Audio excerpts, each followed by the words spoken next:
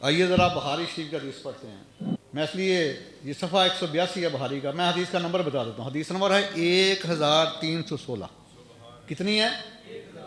یہ لائیو بھی چارہ ریکارڈنگ بھی ہو رہی ہے، کل کو میں بیان بدل نہیں سکتا۔ 1316۔ راوی کون ہے؟ سیدنا عبداللہ ابن عباس علیہ السلام، سرکار کا چچا عباس علیہ السلام کے بیٹے، باپ بھی صحابی ہے، بیٹا بھی صحابی ہے، اور یہ رئیس المفسرین بھی ہیں۔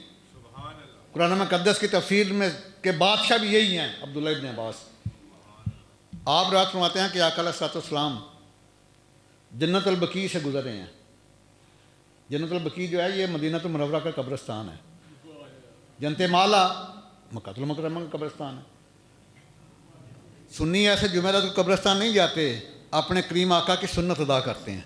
اکثر جمعرات کو آقا علیہ الصلوۃ والسلام جو ہیں وہ جنت البقیع میں جاتے، صحابہ کی جماعت ساتھ ہے۔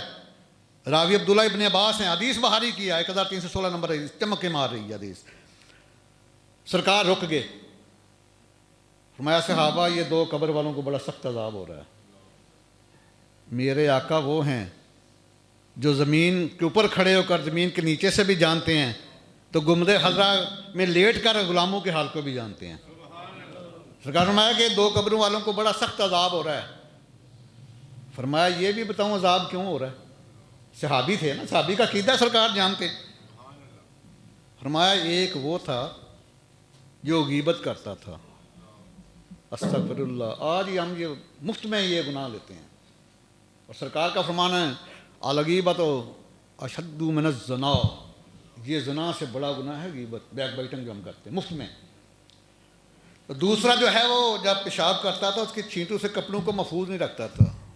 یہ بیماری مردوں میں عام ہے، پہلی بیماری غیبت والی خواتین میں عام ہے۔ اور یہ بھی میں کلیریفائی کر دوں کہ میرے آقا کی کسی یہ صحابہ میں سے کسی قبر نہیں تھی، صحابہ کی قبروں میں سے قبریں نہیں تھیں، اس لیے کہ مشکات کے صفحہ 555 کے اوپر سرکار کا فرمان ہے صحابی کل نجوم فبیہم اقتدیتم فاقتدیتم، میرے تمام صحابہ ہدایت کے ستارے ہیں، جس کے نقش قدم پہ چلو گے ہدایت یافتہ ہو جاؤ گے۔ اس سے 10 صفحے بعد حدیث ہے 565 کے اوپر من کنت مولا فعلی مولا، جس کا میں آقا اس کا علی آقا۔ دیکھیں ہم تو سرکار کے ہر فرمان کو مانتے ہیں نا، کیونکہ سرکار کی تشریف آوری سے پہلے یہودی اہل کتاب تھے، ان کی قبریں بھی جنت البقیع میں تھیں۔ عیسائی اہل کتاب تھے، ان کی قبریں بھی جنت البقیع میں تھیں۔ یہ کسی یہودی یا عیسائی کی قبر ہے؟ سنو میرے کریم آقا کی رحمت کا کیا کہنا۔ سرکار نے کھجور کی ایک سرسبز شاخ کو لیا، اس کو چیرا، 2 ٹکڑے اسے کیے، دونوں قبروں کے سرانے لگا دیا، دونوں قبروں کے سرانے۔ سنو پھر صحابہ نے عرض کیا آلو لما صنعت ھذا یا رسول اللہ، کروڑاں رحمتے ہوں امام بخاری رحمۃ اللہ تیری قبر پر، یہ امام بخاری نے الفاظ نقل کیے ہیں۔ آلو لما صنعت ھذا یا رسول اللہ، they all said why did you so prophet of Almighty Allah، یہ past indefinite interrogative sentence ہے۔ سب نے عرض کیا حضور آپ نے ایسا کیوں کیا؟ سنو میرے کریم آقا نے کیا فرمایا، آل رسول اللہ صلی اللہ علیہ وسلم لعلہ ان یخفف عنہما ما لم ییبسا، تثنیہ کا صیغہ ہے، جب تک یہ کھجور کی ٹہنیاں سرسبز و شاداب رہیں گی دونوں قبر والوں کے عذاب میں کمی ہوتی رہے گی۔ ڈاکٹر نیر صاحب یہ نباتات ایک مخلوق ہے 80,000 میں سے ایک مخلوق ہے، اگر یہ ذکر کرے تو قبر والے کے عذاب میں کمی آتی ہے، تو 80,000 مخلوقات میں سب سے افضل انسان ہے، اور انسانوں میں سب سے افضل مسلمان ہے، مسلمانوں میں سب سے افضل سرکار کا غلام ہے۔ اگر سرکار کا غلام وہاں جا کے ہاتھ اٹھائے تو ارے ظالموں، تم بغض رسالت میں آ کر تم نے انسانیت کا مقام نباتات سے بھی کم کر دیے، کہتے ہو نہیں جی کچھ نہیں پہنچتا۔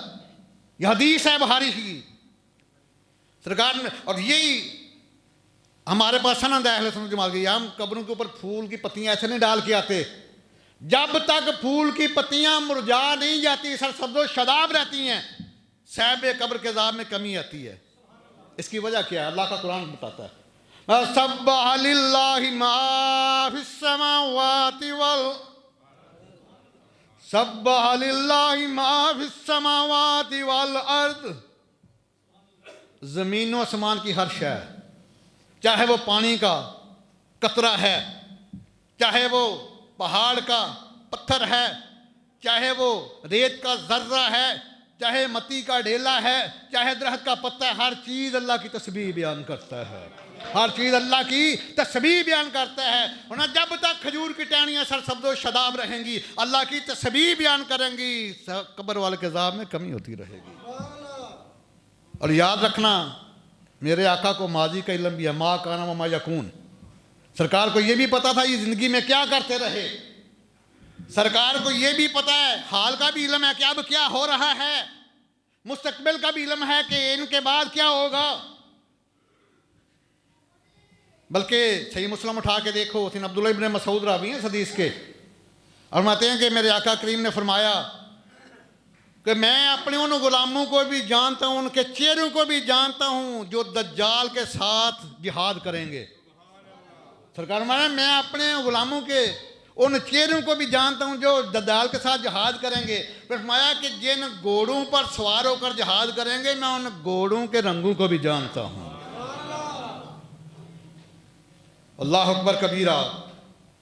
میرے حضور کا کونین میں جواب نہیں، میرے حضور کا کونین میں جواب نہیں. غروب ہو سکے جو یہ وہ آفتاب نہیں، بلکہ میں تو یہ کہوں گا کہ حدود طائر سدرا حضور جانتے ہیں، جو ہو چکا ہے جو ہوگا حضور جانتے ہیں. تیری خدا تیری عطا سے خدایا حضور جانتے ہیں. اللہ اکبر کبیرہ. کیا مقام ہے، کیا شان ہے. آقا علیہ الصلوۃ والسلام کی عظمت کے کیا کہنے. مشکات شریف کی حدیث ہے صفحہ 435 کے اوپر، صحابہ کا جمع غفیر ہے. سرکار نے پوچھا صحابہ مفلس کون ہے، مفلس کون ہے؟ عرض کیا حضور جس کے پاس درم و دینار نہ ہو، روپیہ پیسہ نہ ہو، وہ مفلس ہے. سرکار نے فرمایا نہیں، میں تمہیں بتاتا ہوں کہ مفلس کون ہے. میں مفلس وہ ہے جو بہت زیادہ نیکیاں لے کر قیامت والے دن آئے گا، بڑی نمازیں پڑھی ہوں گی، روزے رکھے ہوں گے، تبلیغ کی ہوگی، صدقہ خیرات کیا ہوگا، حج کیا ہوگا، لیکن ساتھ ساتھ اس نے بندوں کے حقوق بھی مارے ہوں گے. کسی کی عزت لوٹی ہوگی، کسی کا مال چرایا ہوگا، کسی کو قتل کیا ہوگا، کسی کو ناحق مارا ہوگا، کسی کا دل دکھایا ہوگا، کسی کو گالیاں دی ہوں گی. میرے آقا کریم جو ابھی ہونا ہے نا میدان معاشر میں، اس کا نقشہ بیان کر رہے ہیں. وہ بھی علم اللہ سبحانہ نے اپنے محبوب کریم کو عطا فرمایا ہوا ہے. فرمایا کہ لوگ آئیں گے میدان معاشر میں، امال کا سکہ چلے گا، نہ ریال ہوگا، نہ درم ہوگا، نہ ڈالر ہوگا، نہ روپیہ ہوگا، نہ پاؤنڈ ہوگا. وہاں امال کا سکہ چلے گا. لوگ آئیں گے، کوئی نمازوں کا ثواب لے جائے گا، کوئی روزوں کا ثواب لے جائے گا، کوئی حج کا لے جائے گا، کوئی صدقہ خیرات کا ثواب لے جائے گا. جب اس کی ساری نیکیاں ختم ہو جائیں گی، پھر بھی کچھ لوگ رہ جائیں گے اور کہیں گے یا اللہ اس نے ہمارے بھی حقوق تلف کیے ہیں. اب اس کے پاس نیکی تو کوئی نہیں رکھی. جن کی اس نے حقوق تلف کیے ہیں اللہ تعالیٰ ان کے گناہ اس کے کھاتے میں ڈلوا دے گا. اتنی نیکیاں لے کر آیا تھا، نیکیاں ختم ہو گئی، گناہوں کا پہاڑ اس کے پاس موجود ہے. میرے آقا کریم فرماتے ہیں کہ مفلس وہ ہے. آج بھائی بھائی کا گلا کاٹ رہا ہے، دوست دوست کا گلا کاٹ رہا ہے، حکمران عوام کا خون چوس رہا ہے، پولیس والا ساحل کی جیب کاٹ رہا ہے، کیا کچھ نہیں ہو رہا،